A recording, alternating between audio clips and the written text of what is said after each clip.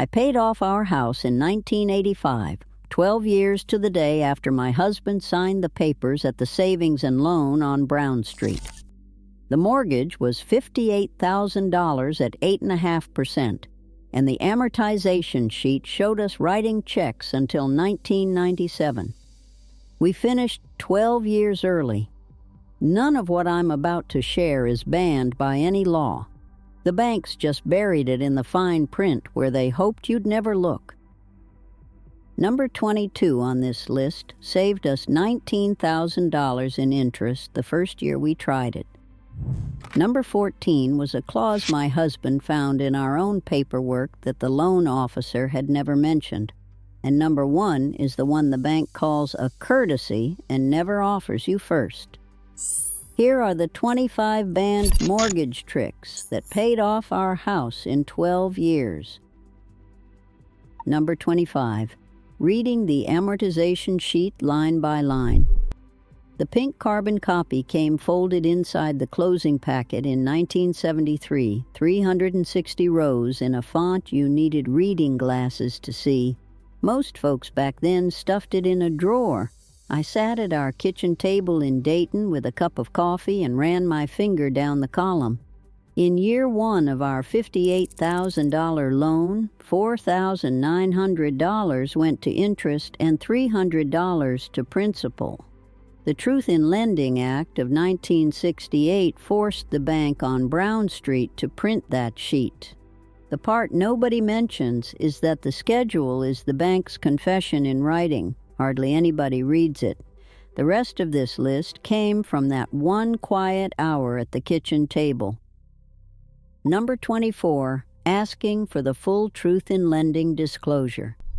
The loan officer at the Savings and Loan slid the TIL statement across the desk in 1973 with a smile that said, "Don't bother."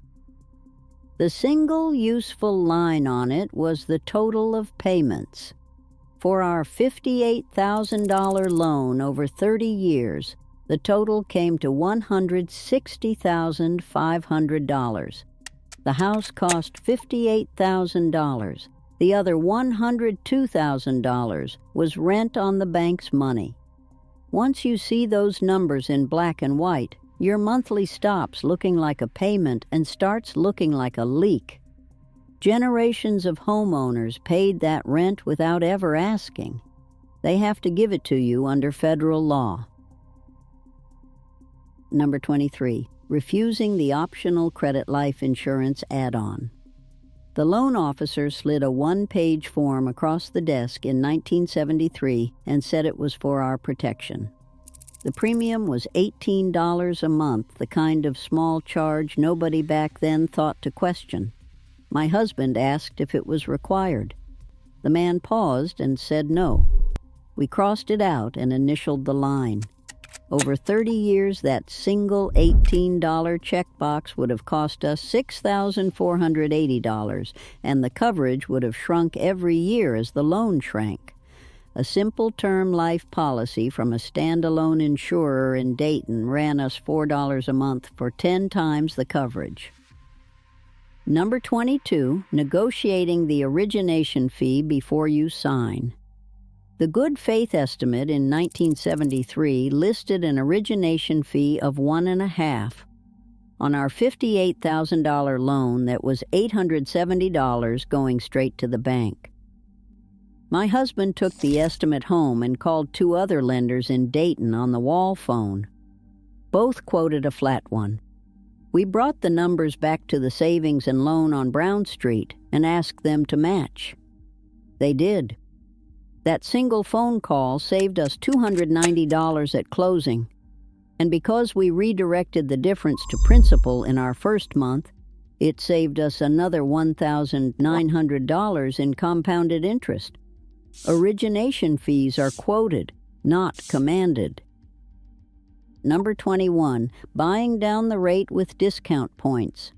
The rate sheet at our Savings and Loan in 1973 offered 8.5 at 0 points or 8 1/4 for 1 point paid up front.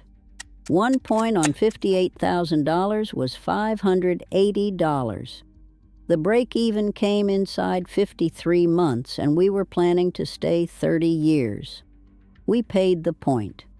Over the life of the loan, that 1 point saved more than $4,000 in interest. Discount points are deductible the year you pay them, which trimmed our 1973 tax bill by another $140. Origination points are different. Read the line that says discount. Number 20, taking the 15-year mortgage instead of the 30-year. The loan officer pushed the 30-year in 1973 because the monthly looked smaller. The 15-year option that same week was 3/4 of a point lower in rate. On our loan, the 15 would have meant about $140 more per month and roughly $72,000 less in total interest. We didn't take it on day one because money was tight with a baby in the crib. The moment my husband's union scale at Delco bumped up in 1976, we started paying the 15-year amount on the 30-year note. The 15-year mortgage is the cheapest product the bank sells. Number 19, setting your closing date for the end of the month. The Savings and Loan tried to schedule our closing for June 8, 1973. My husband asked for the 28th. The reason is per diem interest. At closing, you prepay interest from the closing date through month end on the HUD-1 settlement statement. A June 8th closing meant 23 days of prepaid interest, roughly $303 at the table. A June 28th closing meant 3 days, $40 instead of $300. The $263 difference went straight into our first principal-only check that August. The closing date is a negotiation, not a destiny. Number 18, rounding every monthly payment up to the next 100. Our scheduled principal and interest in 1973 came to $446.71. I wrote the check for $500. Same envelope, same Tuesday, same $53.29 extra going to principal. I told the Savings and Loan in writing that any overage was to be applied to principal balance. They had a rubber stamp for it. Over 12 years, that small habit shaved more than $19,000 off the total interest. The trick works because the extra dollars hit the column at month 1. Round up. Forget about it. Number 17, adding a 13th payment every December. The Christmas envelope my husband brought home from his Delco shift had a holiday bonus inside. We had agreed before our first one in 1974 that the bonus belonged to the house. Every December, I wrote one extra mortgage check for $446 labeled Principal Only and dropped it in the night deposit. On a 30-year fixed loan, a single 13th check shortens the term by about 5 years. The bank called it a prepayment. Grandma would have called it good sense. The kitchen table looked the same on Christmas Eve. The only thing different was that the house was getting smaller. Number 16, splitting the monthly payment in half and paying bi-weekly. We didn't run a true bi-weekly through a third-party service. Those services in the late 1970s charged $300 in setup fees and a monthly enrollment fee that ate the savings. What we did was simpler. My husband was paid every other Friday at Delco. Half the mortgage, $223, came out of every paycheck and went into a passbook account at the credit union on Wayne Avenue. Twice a year, that account held a full extra payment. 26 half payments equal 13 monthly. Old-timers had been doing it that way for decades. Number 15, throwing the federal tax refund straight at the principal. From 1974 onward, our refund averaged $900 a year. My mother-in-law in Dayton thought we were foolish for not taking the family on a vacation with it. She had grown up in the Depression, and her own definition of foolish was different from ours. We never spent a refund on anything but the house. $900 in year 3 of our loan reduces the balance enough to save another $2,300 in interest over the remaining life.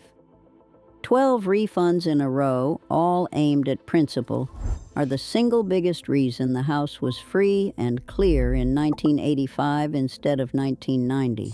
The IRS returns that money without interest.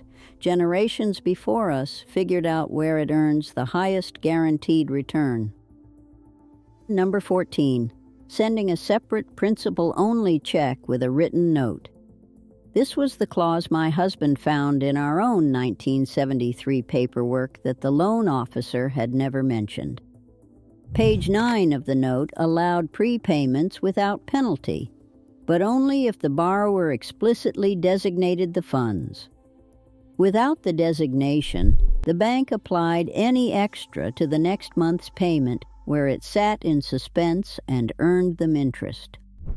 Every extra dollar we sent went in a separate envelope with a single sheet of paper that read, "Apply this entire amount to principal balance. Do not advance the next due date." Reading our own paperwork bought us 4 years of payoff. Number 13. Catching the escrow surplus refund every fall. Our monthly payment in the 1970s included an escrow line that bundled property taxes and homeowners insurance. Every September, the Savings and Loan ran an escrow analysis. Under RESPA, signed by President Ford in 1974, any surplus over $50 had to be refunded within 30 days if our account was current. For 9 of 12 years, that refund showed up in the mailbox in a window envelope. Every dollar went into the next month's principal-only envelope.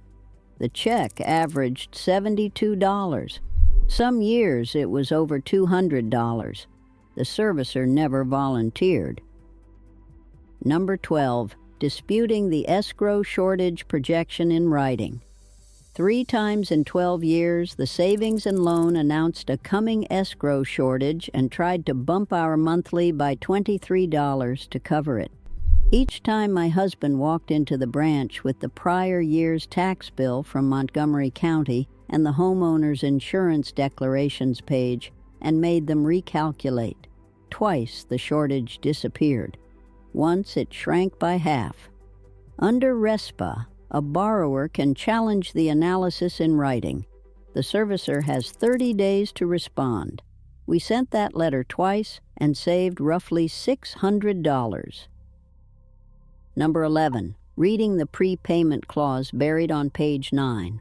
The note we signed at the Savings and Loan in 1973 was 11 pages long. Page 1 had our names. Page 11 had the signatures. Page 9 had the prepayment language and the escrow rules and the late charge formula. The loan officer flipped through it without slowing down. My husband took the unsigned copy home and read the whole thing in one sitting at the kitchen table on a Friday night. He found 3 things on that page: the right to prepay without penalty, the requirement that extra funds be designated in writing, and a clause about re-amortization that became number 10 on this list. Number 10, requesting a mortgage recast after a lump sum payment. In 1979, my mother-in-law passed and left us $4,000. We sent the entire amount to the Savings and Loan as a principal-only payment. Then my husband wrote a separate letter requesting a recast under the page 9 clause. A recast is not a refinance. The interest rate stayed the same. The remaining terms stayed the same. But the bank recalculated the monthly against the new lower balance, and our payment dropped from $446 to $391. We kept paying $500 a month anyway. The $109 difference hit principal every single month for the rest of the loan. Number 9, refinancing into a shorter term when rates dropped. By the spring of 1983, mortgage rates had drifted down from the brutal 16.5 peak of October 1981 to about 13. Reagan was in his first term, and the savings and loan industry was in the middle of a nervous decade. We were carrying 8.5 on our note from 1973, so the standard refi math didn't work for us. But our credit union on Wayne Avenue offered a 15-year fixed at 12 3/4 with no points for existing members. We didn't refinance into a lower payment.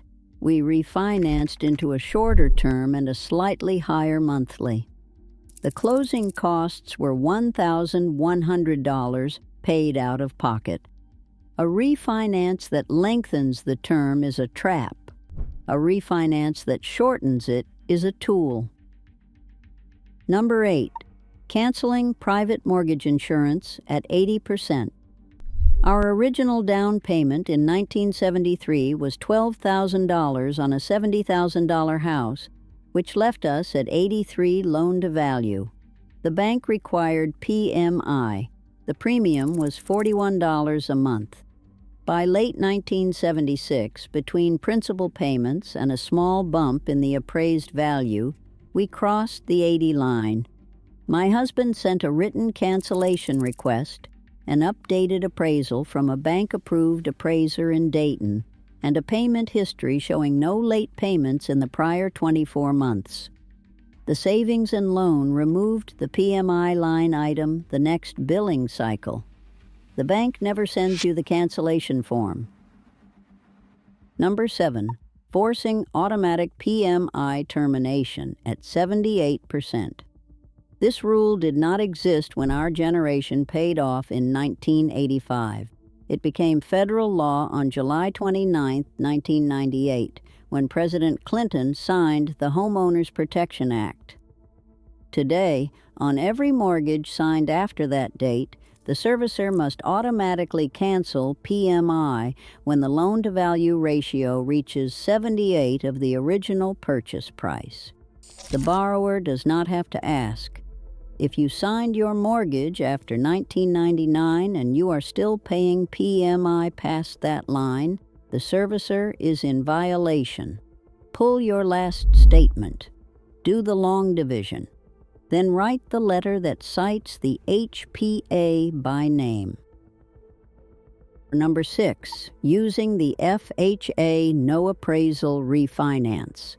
We didn't have an FHA loan, but my brother in Cincinnati did, and in 1984 he used the FHA shortcut to refinance from 12.5 down to 10 3/4 with no appraisal, no income verification, and no credit check.